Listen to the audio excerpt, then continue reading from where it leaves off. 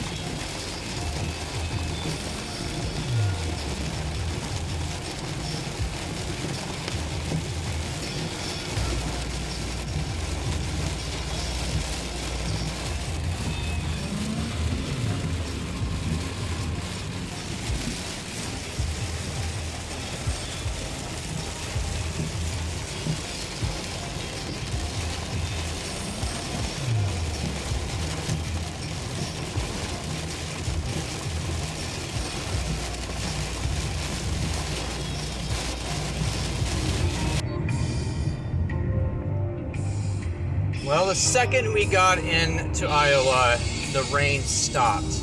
I can probably stop doing that. Anyway, turn the defrost on a little bit. Yeah, that was pretty gnarly. I had to put my hazards on and stop the camera for a minute.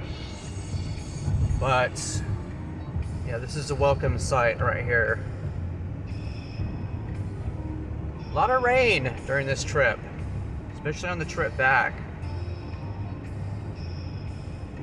Didn't hardly get any of it when I was in Maine, but definitely seen some powerful storms here in the Midwest.